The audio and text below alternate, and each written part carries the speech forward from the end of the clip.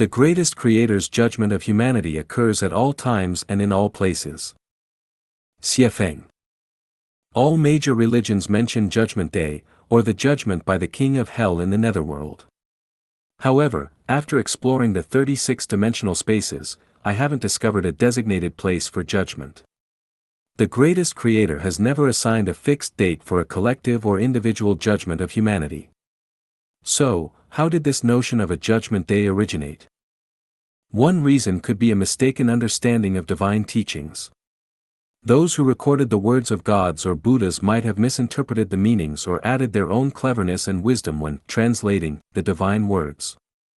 The other reason is that people mainly focus on outcomes, neglecting the processes that lead to them.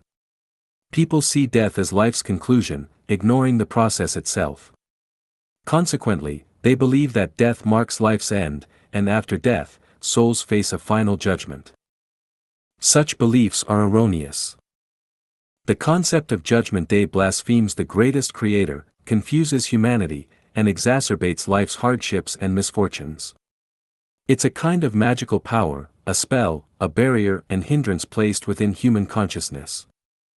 The greatest Creator's judgment and selection of humanity, both collectively and individually, occur anytime, anywhere. There is not a final judgment, it's immediate, executed by Tao rather than by gods, Buddhas, or any celestial beings. How does Tao judge people? Up to this point, I've outlined in other articles what Tao is. In the Bible, it says, Tao is the greatest Creator.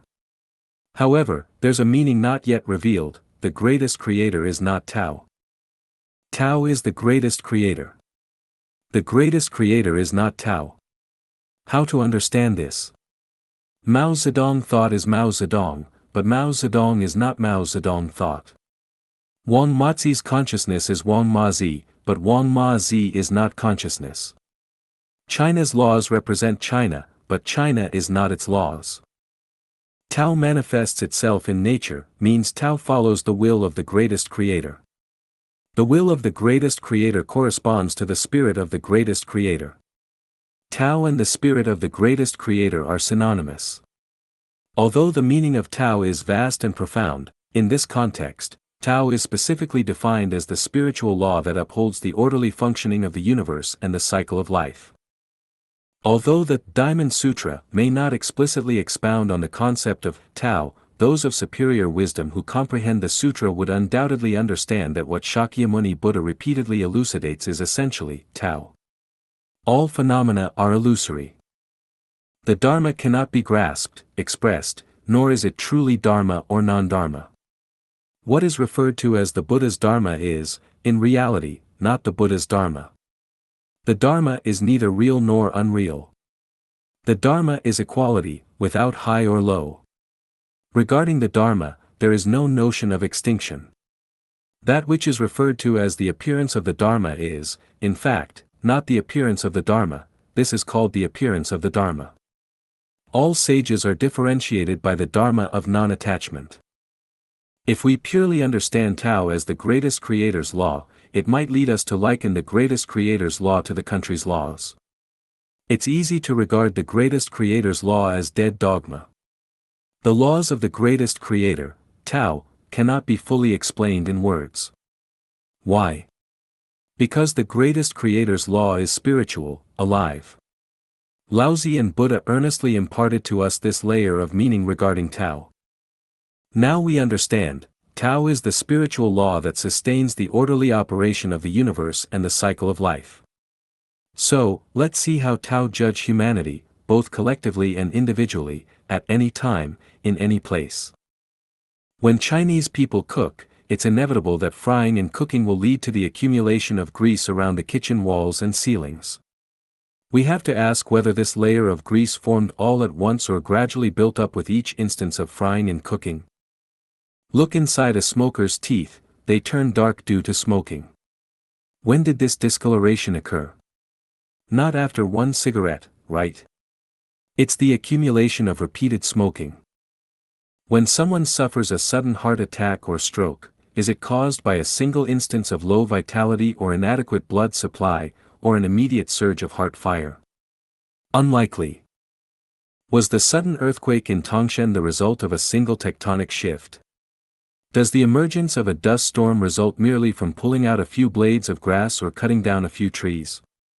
When someone is abruptly elevated to a central government position, is it purely coincidental?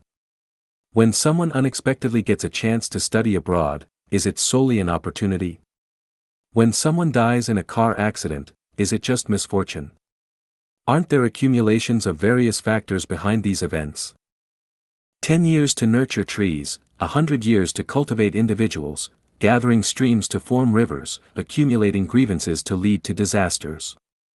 If one consumes 9 steamed buns, does it mean only the 9th bun satisfies hunger, while the preceding 8 are wasted?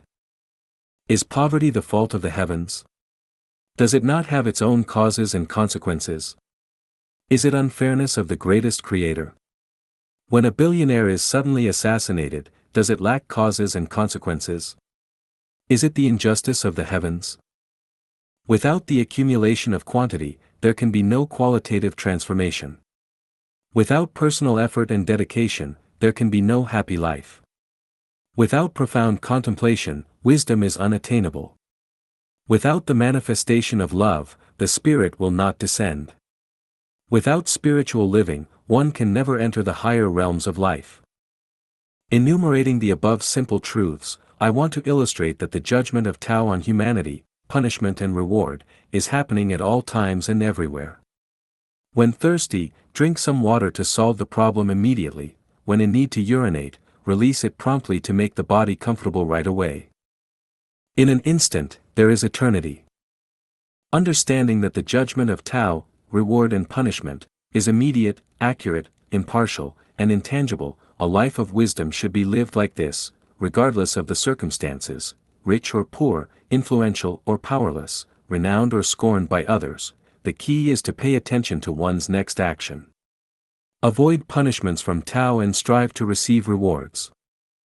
Specifically, first, believe in the greatest creator and hold gratitude in your heart. Second, listen to the teachings of gods and Buddhas, do not dismiss them as superstition.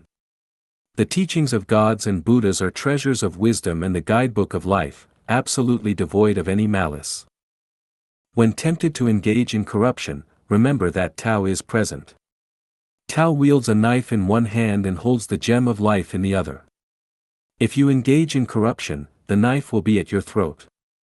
If you resist corruption, Tao will embed the gem of life in the non-material structure of your life. Likewise, when you have trash in your hands, do you casually throw it on the street, or do you take a few extra steps to put it in the trash bin? When seeking revenge, do you continue to retaliate and harm others, or do you forgive and show mercy? When encountering a prostitute, do you engage in promiscuity, or do you go home to your spouse? When presented with a bargain, do you scheme to take advantage, or do you live an honest life? At the entrance of a casino, do you go in and gamble, or do you turn and leave? When a brother or sister is in trouble, do you do your best to help, or do you abandon them? When faced with conflicting interests, do you compete, or do you yield? When you see the nation on the verge of collapse, do you actively strive to turn the tide, or do you act opportunistically and add fuel to the fire? Sow thorns, and they will obstruct your path, plant willows, and you will not taste apples. Reap what you sow, gourds from gourd seeds, beans from bean seeds. Divine punishments, though slow, are always sure, with big meshes, yet letting nothing slip through the law of cause and effect is precise to the smallest detail. Human management often leads to numerous mistakes due to insufficient wisdom and spiritual flaws, whereas the operation of Tao never errs. The greatest reward by following Tao is the evolution of your life's non-material structure towards a higher level of life.